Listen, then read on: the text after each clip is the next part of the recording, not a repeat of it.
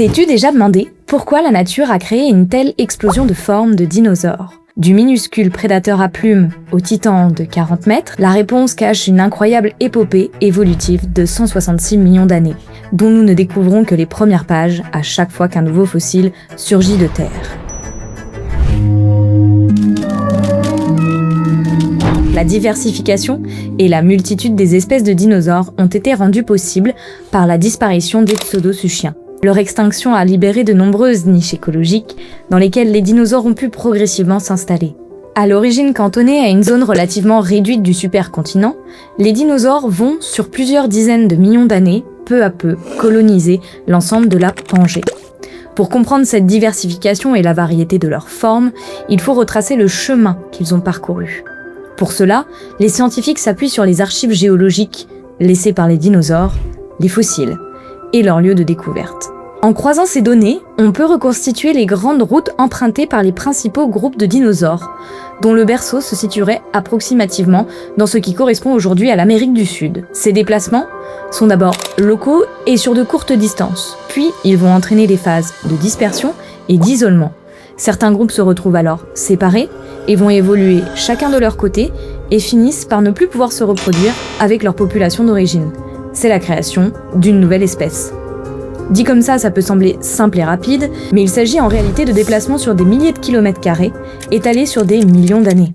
Des changements progressifs qui font petits ajustements après petits ajustements et permettent aux dinosaures de s'adapter à de nouveaux environnements. Ainsi, la disparition de certains groupes d'animaux, l'expansion géographique et les déplacements des populations ont permis la grande diversification des espèces de dinosaures. Et c'est là qu'un classement s'impose. Je ne vais pas parler de tous les dinosaures, sinon ce serait soporifique et interminable, mais je vais parler de leur classification établie par les paléontologues en recréant leur arbre phylogénétique. C'est un arbre schématique qui montre les relations de parenté entre des groupes d'êtres vivants. Le haut de cet arbre est constitué de deux grands groupes, classés selon la forme de leur bassin, les ornithischiens et les saurichiens. Les saurichiens sont souvent appelés dinosaures à bassin de reptiles, avec le pubis tourné vers l'avant et l'ischion vers l'arrière, comme sur le schéma. Et c'est paradoxalement de cette branche que sont issus les oiseaux. Les ornithischiens, quant à eux, sont souvent appelés dinosaures à bassin d'oiseaux, car leur pubis est tourné vers l'arrière, parallèle à l'ischion. Ces espèces visibles au Jurassique et au Crétacé sont herbivores et ont toutes disparu. Les saurichiens se divisent en deux rameaux majeurs. Les sauropodes, qui sont des quadrupèdes pour la plupart herbivores, possédant un long cou et une longue queue. Ils ont aujourd'hui tous disparu. On notera que certains d'entre eux furent les plus grands vertébrés que la Terre ait connus, comme par exemple le patagotitan ou encore le brachiosaure.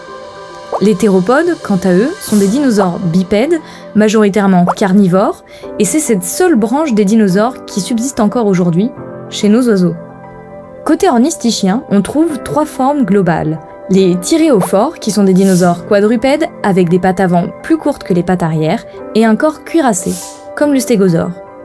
Les ornithopodes, qui sont des dinosaures capables de se déplacer sur les pattes arrière et dotés d'un bec corné, comme l'Edmontosaurus ou l'Edmontosaure. Et enfin, les marginocéphales, qui sont des dinosaures dotés de cornes et d'une collerette à l'arrière du crâne, comme le Triceratops. Mais attention, il est important de préciser que les théropodes, donc les saurichiens, ont, au cours de l'évolution vers les oiseaux, progressivement modifié la structure de leur bassin. Cette transformation, amorcée dès le Jurassique, les rapproche fonctionnellement du bassin des ornithischiens, pubis tourné vers l'arrière. Il ne s'agit pas d'un lien de parenté direct avec eux, mais bien d'une convergence évolutive, une adaptation vers un meilleur équilibre du corps et une locomotion plus efficace. Cette tendance se retrouve surtout chez les dinosaures de petite à moyenne taille, pour lesquels l'agilité, la vivacité et la vitesse deviennent des atouts majeurs. Des théropodes comme les dromaeosauridés illustrent bien cette évolution vers des formes légères, dynamiques et très mobiles, comme par exemple le vélociraptor. Dans l'arbre évolutif que nous avons présenté, on a donc à la base deux grands groupes de dinosaures qui se ramifient ensuite en plusieurs lignées majeures, 5 grandes formes ou branches principales qui permettent de regrouper l'ensemble des espèces connues à ce jour. Aujourd'hui, on a nommé et décrit environ 1200 à 1300 espèces de dinosaures, mais ce chiffre est loin de représenter la diversité réelle passée. Chaque année, les paléontologues décrivent en moyenne 35 à 40 nouvelles espèces. Et rien qu'en 2025, plusieurs dizaines de découvertes sont venues enrichir le registre des fossiles d'une quarantaine de nouvelles espèces. Je les ajouterai bien toutes à mon joli arbre, mais je risque de manquer de place.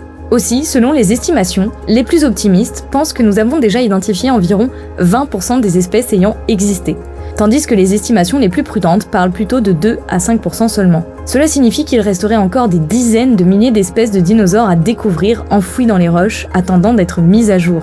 Trouvez pas ça incroyable, vous ? Bon, c'est bien beau de savoir ce que c'est qu'un dinosaure et la multitude de formes qu'il a pu prendre, mais à l'origine, comment on a découvert des animaux qui ont vécu bien avant notre âge ? Et bien avant, c'est pas des dizaines d'années, c'est plutôt des dizaines de millions d'années, c'est énorme. Et bien c'est ce que nous tenterons d'expliquer dans la prochaine vidéo. Alors si ce contenu t'a plu, n'hésite pas à liker, à t'abonner et à partager. Allez, tchuss!